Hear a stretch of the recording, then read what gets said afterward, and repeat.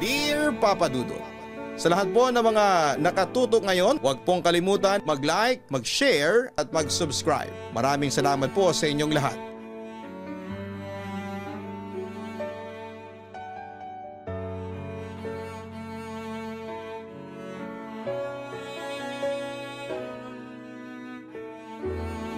Magandang araw po sa inyong lahat. Tawagin niyo na lamang po ako sa pangalang Hammond.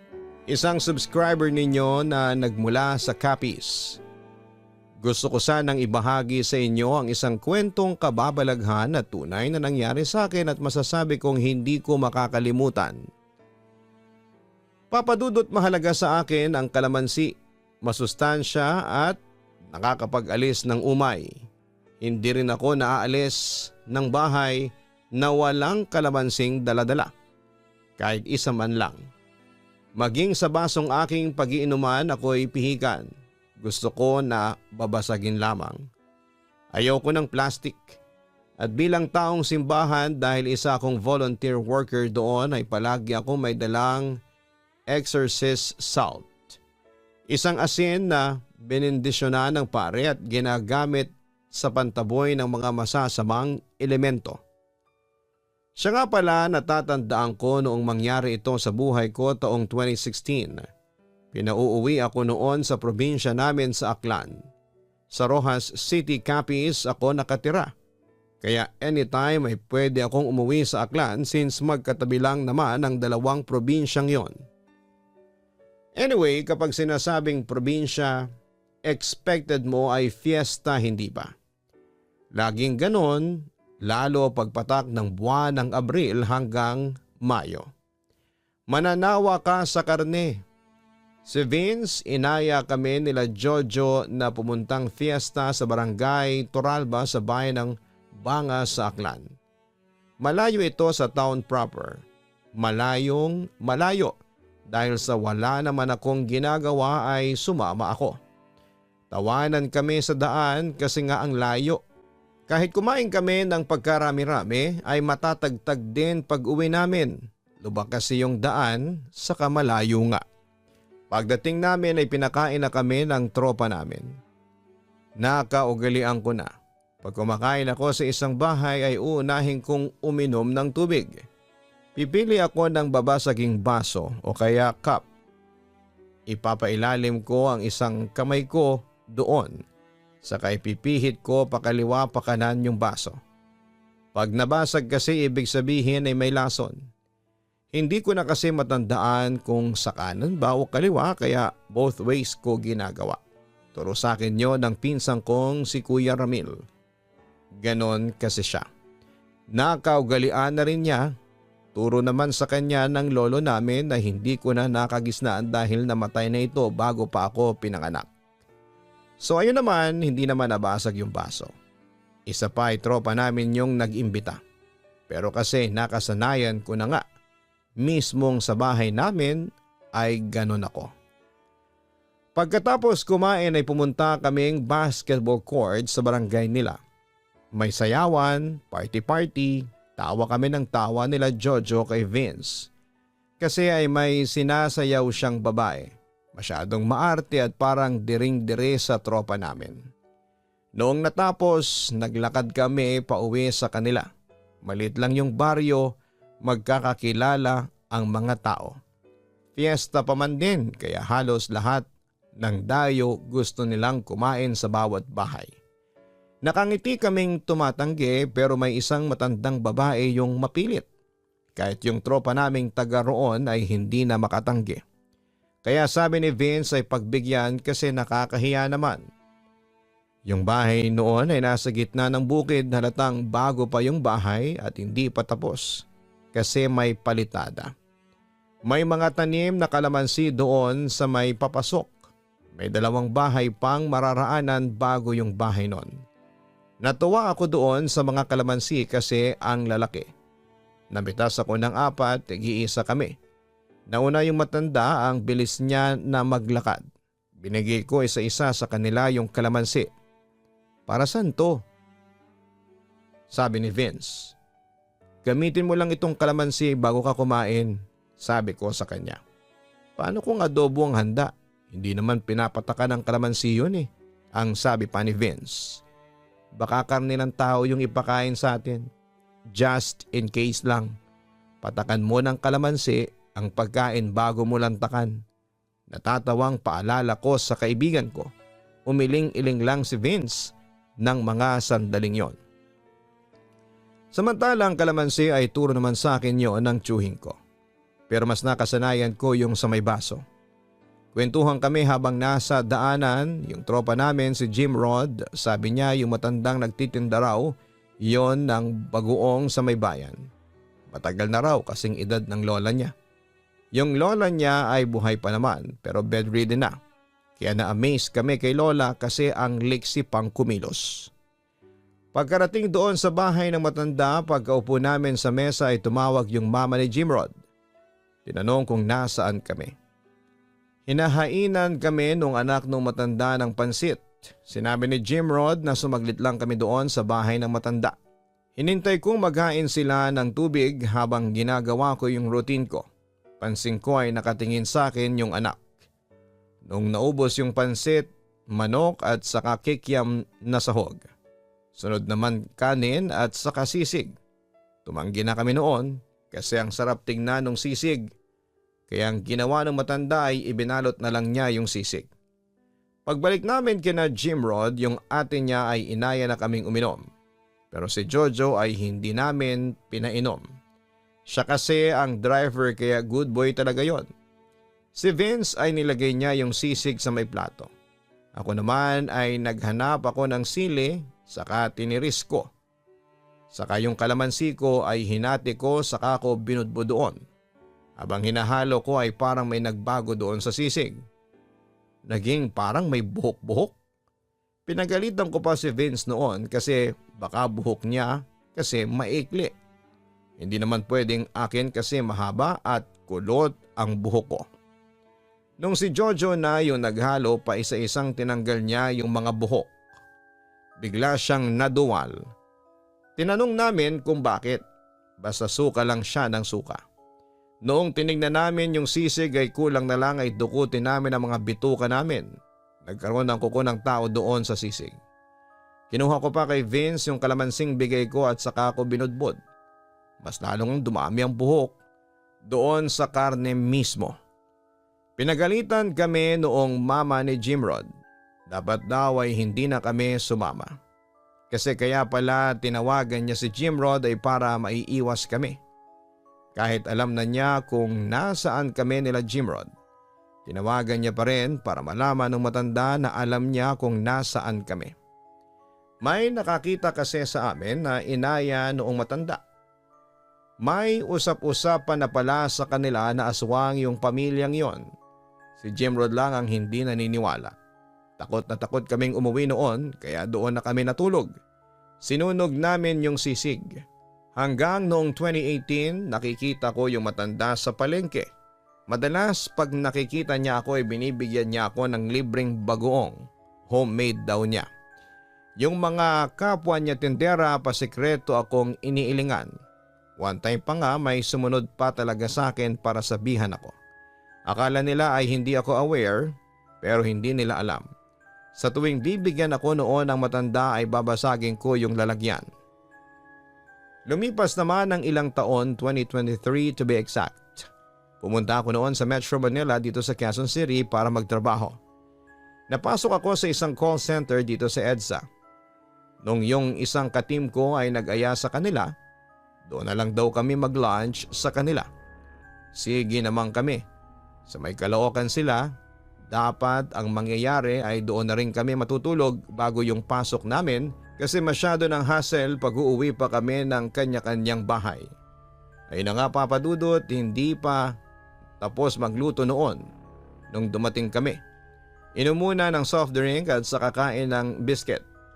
So dahil nga sa nangyari ay lagi ko nang dala-dala ang kalamansi at nagkataon na may dala din akong exorcist salt.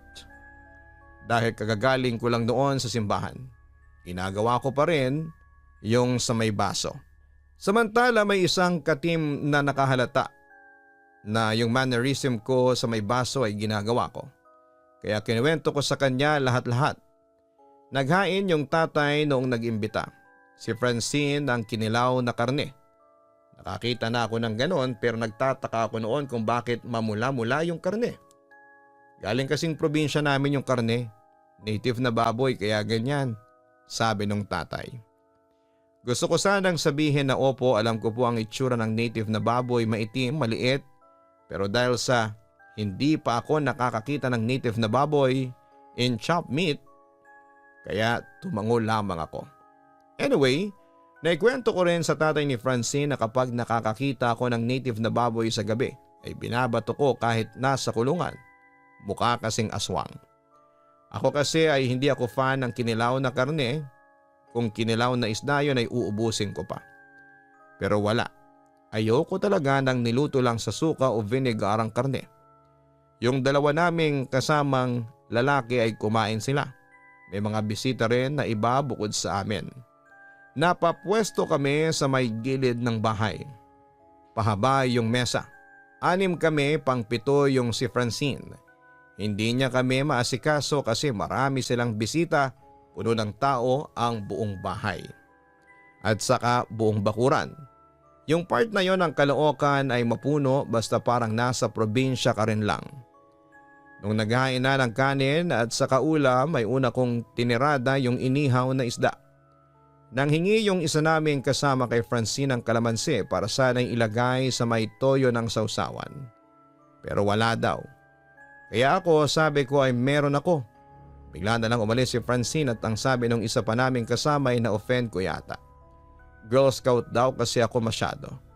Wala talaga sa isipan ko na may mangyayaring hindi ka nais-nais. Siyempre mababait naman sila. Lalo na si Francine. Ako yung parang bunso sa grupo. Siya naman yung umaalalay sa akin noong bago pa lamang ako. Pero kasi out of habit na yung ginagawa ko. Nakasanayan ko na nga. Kahit nga mama ko ay pinapagalitan na ako kakaganon ko. Sino daw ba yung maglalason sa akin sa sarili naming pamamahay? Ultimong kahit sa fast food ay pinapatakan ko ng kalamansi yung kinakain kong burger. Yun na nga, noong nag-decide ako na karne naman ang kainin ay tinusok ko ng tinidor yung kalamansi. Saka ako sinandok yung ulam at binudbud ko doon. Tanghaling tapat ay nagsitindigan ang mga balahibo ko sa katawan. Adobo yung sinandok ko at mukhang masarap noong una pero nanilimahid na bigla. Naalala ko na may dala pala akong exorcist salt kaya dinukot ko yon sa bulsa ko. Binuksan ang plastic ng exorcist salt at nagbudbud ako ng asin sa pagkain. Lalong lumabas ang pagkadugyot ng adobo. Doon na nga ako naduwal. Busy yung iba sa pagkain kaya yung katabi ko lang ang nakapansin. Dapat ay magwawala na siya pero pinigilan ko. Pinaghanap ko siya ng pwedeng paglagyan ng sinandok ko. Ang nahanap niya yung baunan niya ng tubig. Doon namin nilagay. Saka ko pinatago sa kanya. Gusto ko nang magsuka-suka noon. Kasi sarap na sarap yung mga kasama namin. Kakapigil ko ay nagawa ko naman kahit papaano. Pero yung katabi ko ay hindi na niya kinaya. Nagsuka siya ng nagsuka. Ako ang humagod sa likod niya. Huwag kang mag-OA be. Kung gusto mo pang umabot kinabukasan. Bulong ko. Kasi hindi ba malay ko ba kung anong pwede nilang gawin sa amin pag nalaman nilang alam namin. Dahil doon sa pagsusukan niya ay nakapagdahilan kaming dalawa na kunwari ay magpapa-ospital siya. Pinapaiwan pa ng mama ni Francine yung iba sa amin kasi ay marami pa daw pagkain. Pero mabuti na lamang at nagdahilang nahihiya sila. Sumama na sila sa amin. Nung nakarating na kami sa amin ay doon kami tumuloy, pinakita niya yung nasa lalagyan ng tubig. Habang tumitili, nagsusuka-suka sila. Grabe Papa Dudut. Gusto nilang iwasan na namin si Francine pero naisip ng isa naming kasama na si Willie na huwag kasi baka makahalata. Hayaan na lang daw. Pero yung iba kung pwede lang lumaklak sila ng dishwashing liquid ay ginawa na nila. Matunaw lang yung karne sa tiyan nila. Pinagpasalamat nila na hindi sila nakakain ng dinuguan. Ang sabi kasi nung nagtanong kami ay may certain food na ipapakain sila sa iyo para maging katulad ka na nila. Kadalasan ay lamang loob ng tao na dinasala nila. Noong pumasok na kami sa trabaho ay nakasalubong ko si Francine. Hindi ako nagpahalata na alam ko na ang sekreto niya at ng pamilya niya. Kaya binati ko siya at sabay pa kaming nag-break noon sa pantry. Habang nagkakape kami ay may sinabi siya sa akin na siya kong kinagulat. Sabi ni Lola, may dala ka raw kakaibang asin nang pumunta ka sa bahay namin. Aniya. Bigla kong naalala. Yung tinutukoy ni Francine noong nasa bahay kami ay meron ngang matandang babae ang panayang tingin sa akin. Pero hindi ko yan masyadong pinansin sa sobrang dami ng bisita sa kanila. Anong kakaibang asin? Yung exorcist salt ba ang tinutukoy mo? Balik ko sa kanya. Exorcist salt palang tawag dun. Patangot-tangong wika ni Francine sa akin. Volunteer kasi ako sa simbahan namin at yung parish priest namin, isa ring exorcist. At yung asin na dala ko ay palagi ang madalas gamitin pantaboy sa mga aswang. Parinig ko. Nakita ko namang napalunok si Francine at parang hindi naging komportable ng mga sandaling yon.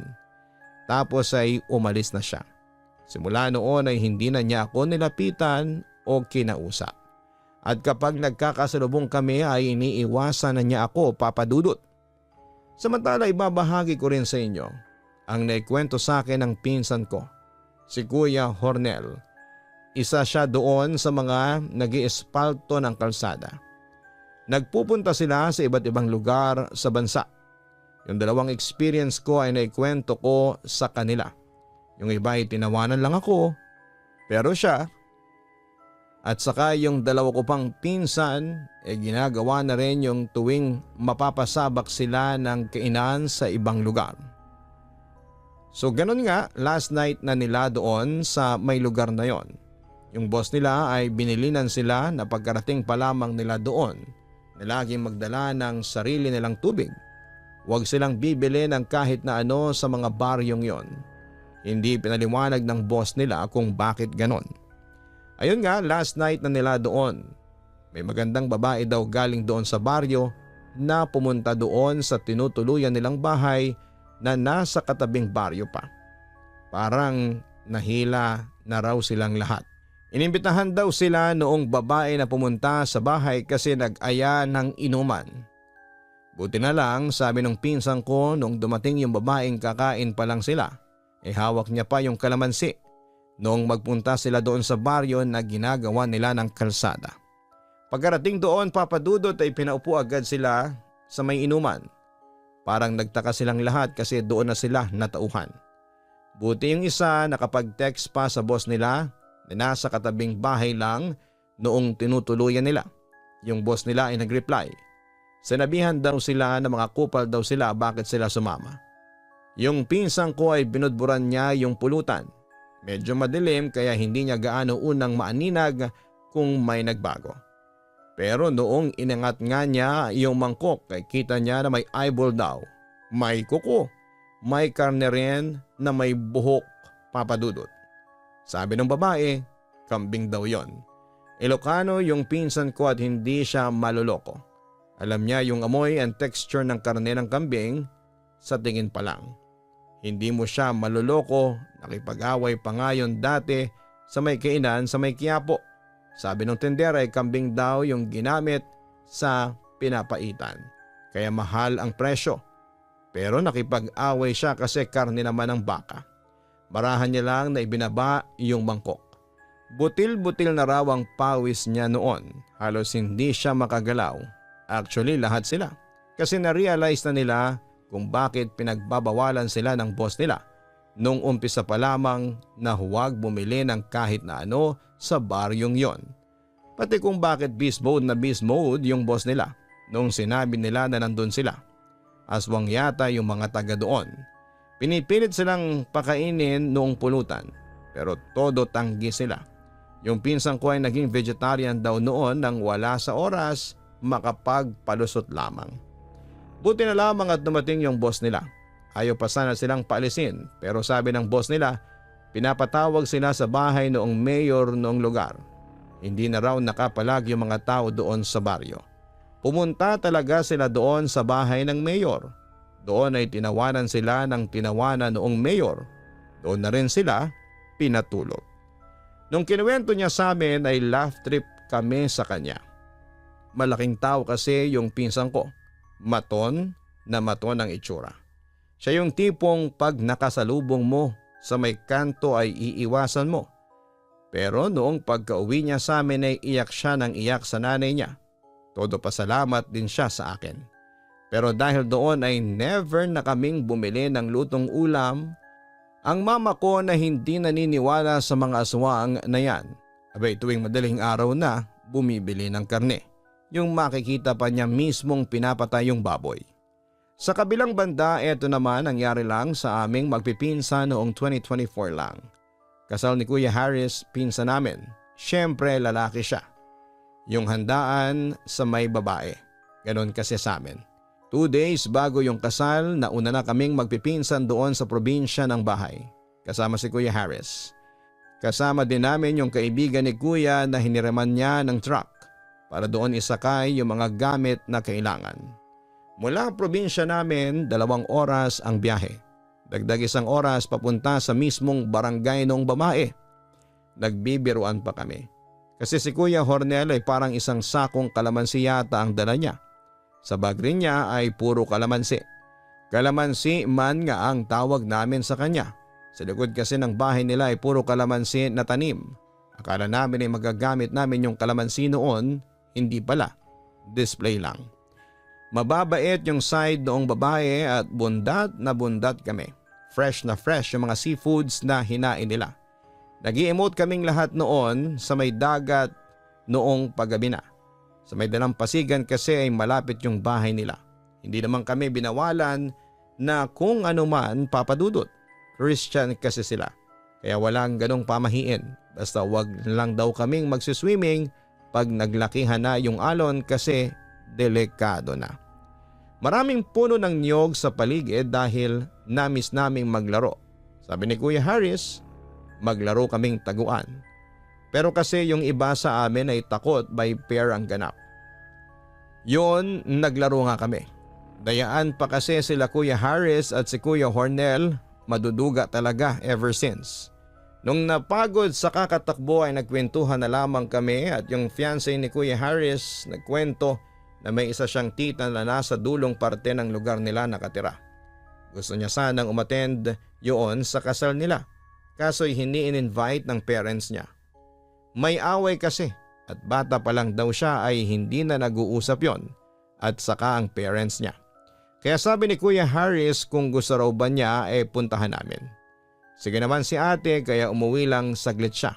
Kumuha ng invitation saka kami lumarga pero hindi niya sinabi sa parents niya kung saan kami pupunta.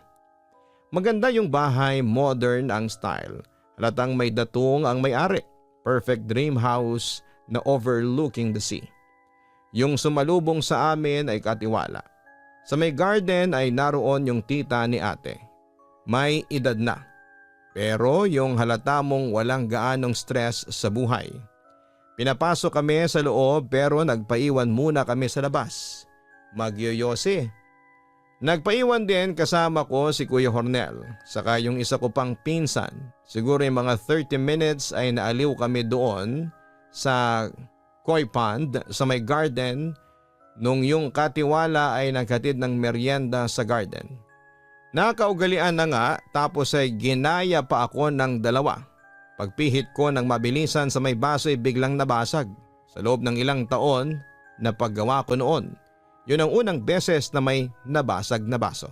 And take note, hindi lang ako yung may nabasag na baso ha. Pati yung kila Kuya Hornel. Tinginan lang kami sabay takbo sa loob. Hinila namin ang mga pinsa namin sabay agad sakay sa truck. Minumura-mura na kami ni Kuya Harris kasi ano daw ang trip namin. Hindi namin siya pinapansin ni Kuya Hornel na nagdadrive. Hindi pa kami nakakalayo ay nagsimula na silang mangisay sa kamagsuka. Imbis na sa bahay nila ate, diretso kaming bayan sa may ospital. Nakakainis kasing pumunta si ate doon para maayos yung sigalot ng pamilya nila. Pero ganun pa ang ginawa. Kaya pala nagkaroon ng away, hindi ba nasabi kong Christian yung family ni ate. Nalaman nilang yung kapatid ng nanay ni ate, yung tita niya, noong nagtrabaho sa may Thailand ay natuto ng dark arts, pangungulam. Yung style ng pangungulam nila doon iba dito sa atin. Una ay pinagpraktisa ng mga hayop pero naging tao na. Doon na siya sinaway ng pamilya niya. Doon na rin siya lumayo. Alam niyo yung chemical na gamit ng mga magsasaka para mapatay yung mga damo? Ganon yung nakita sa tiyan nila Kuya Harris. Sabi ng mga doktor doon sa ospital, hindi daw ba nila naamoy yung iniinom nila? Purong yung chemical na yon yung nakita sa isinuka nila. Pero kahit ako ay hindi ko naamoy na hindi juice pala yon. At dahil doon ay imbis na kinaate ganapin ang kasal, sa amin na tuloy. Naurong din yung date kasi halos 1 linggo silang na-confine. At eto nga papadudot, ang ilan lang sa mga naging karanasan ko. Kaya palagi talaga akong may baong kalamansi at exorcist salt sa bulsa. Hindi naman sa pagiging praning, pero parang safety measure na rin po yon. At para hindi ako mauwi sa pagiging biktima ng mga aswang o ng mga mangkukulam. Sa ngayon ay maayos naman ang buhay ko, papadudot. Kasalukuyan akong may girlfriend at tinuro ko rin sa kanya lahat ng mga nalalaman ko. Maski sa mga future in-laws ko ay tinuro ko din sa kanila ang kahalagahan ng kalamansi, exorcist salt at ang mga babasaging baso. Naniniwala naman sila sa akin dahil ang mismong future father-in-law ko ay may hindi rin makakalimutang experience sa aswang. Kaya gustong gusto nila ako para sa anak nila. Dahil marami akong alam na pangontra at syempre mabait naman ako at responsableng boyfriend kaya botong-boto sila sa akin. Dito ko na po tatapusin ang sulat ko. Muli ay maraming salamat at magandang araw po sa inyong lahat. Lubos na nagpapasalamat, Hammond. Maraming salamat kay Hammond sa pag-share mo ng iyong kwento sa aming programa. Marami sa atin ang hindi naniniwala sa mga aswang, kulam at iba pang mga elemento. Pero kahit na hindi naniniwala ay walang masama kung makikinig tayo sa mga payo sa atin ng mga kaibigan o kamag-anak o kapamilya natin. Wala ring mawawala sa inyong sakaling makagawian ninyo ang pagpatak ng kalamansi sa mga kinakain ninyo o ang pag-ikot sa babasaging baso o pagbudbud ng asin sa anumang bagay. Malay kasi natin baka nga ang paniniwalang ito ang siyang magliligtas pala sa atin sa kapahamakan. Sa kabilang banda dito rin papasok yung kasabihan na huwag basta-bastang magtitiwala sa mga tao lalo na't hindi ninyo masyadong kilala.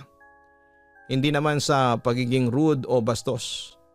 Pero syempre hindi natin alam kung ano ba talaga ang totoong pakay sa atin ng taong lumalapit sa atin.